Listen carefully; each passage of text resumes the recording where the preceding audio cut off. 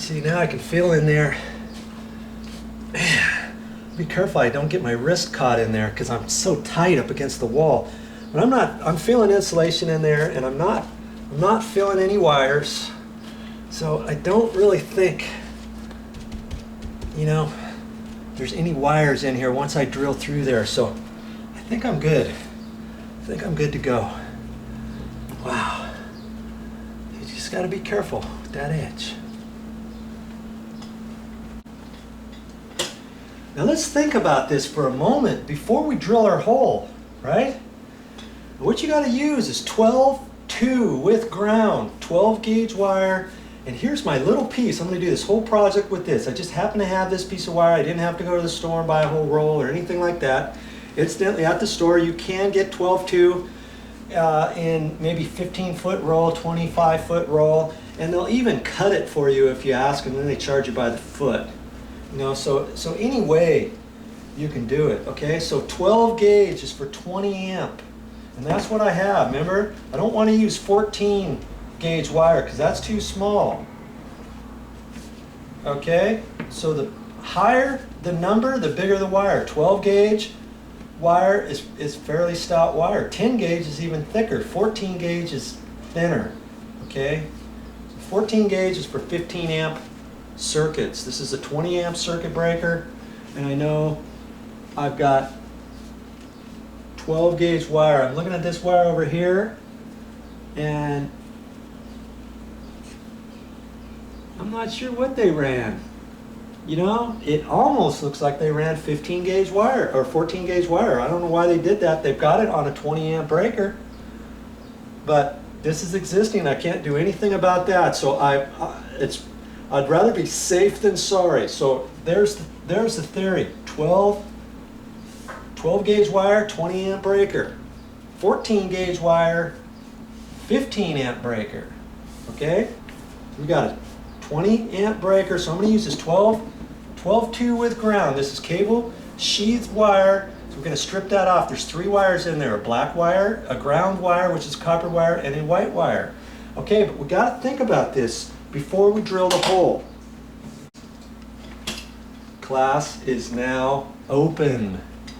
You remember, this is where the power is coming in. Okay, so now we've got to actually get the power over to this location because we've got to have power coming out of the timer first.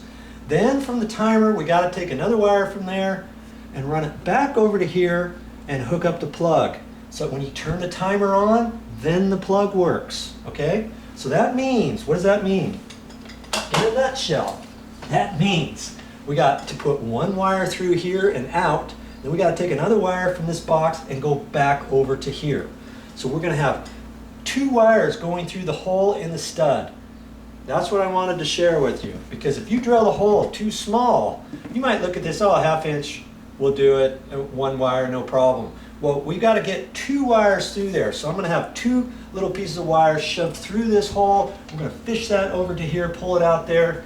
So we're going to have 2 wires going along here, 2 coming out here, and 2 more coming out here along with the existing ones. So we're going to have 3 wires coming out here, okay?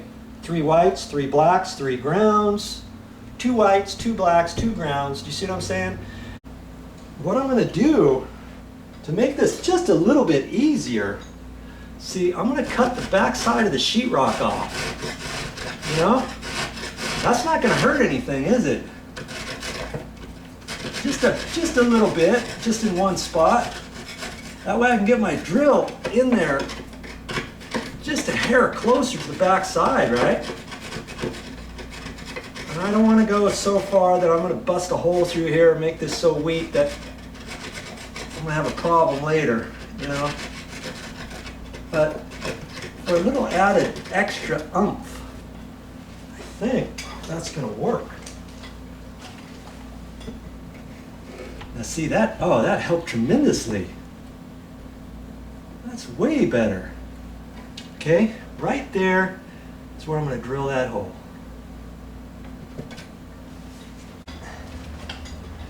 Before I drill that, I'm just going to take this, make sure this is snug. I don't want to strip the head off of these, but I want them snug enough so that this isn't going to start chattering in here, because then after a while this bit's going to fall out, okay?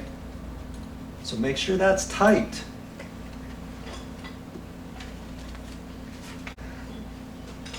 All right, here we go. I'm going to drill that hole in there. As I go, I want to make sure the back side, I've got to be careful so this back side doesn't want to rub the wall. You know what I mean? So depending how I hit this hole, I've got to be careful with that, right? Well, in fact, I might have to slide this over just a hair so I can get it at a little bit more of an angle, but enough to where I think everything's going to be fine.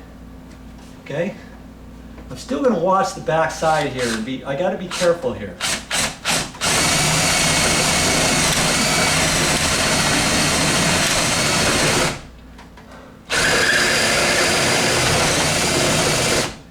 Once this goes through, I might mark that. I just gotta be careful.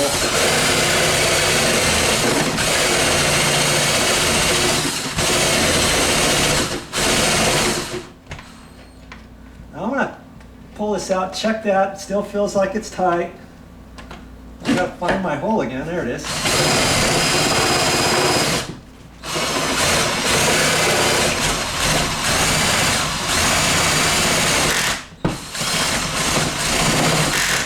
I think it's about ready to go through because it's grabbing like that. Usually when it does that, that tells you you're almost through. I'm gonna try to hang on to this, push in, and I'm kind of holding it away from the wall and back too at the same time. It's kind of tricky to explain here.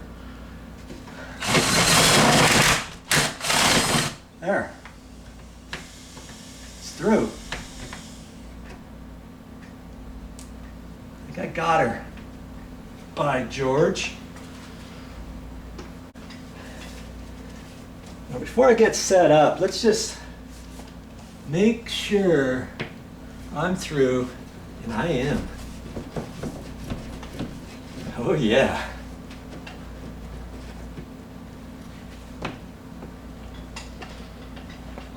Here, look at the wire over here on the left. See if anything's moving. Well, the insulation's moving around it. See how the wire's moving ever so slightly? See, I could probably fish that out right now, but I don't want to. Remember, I got to put 2 wires through there. Okay?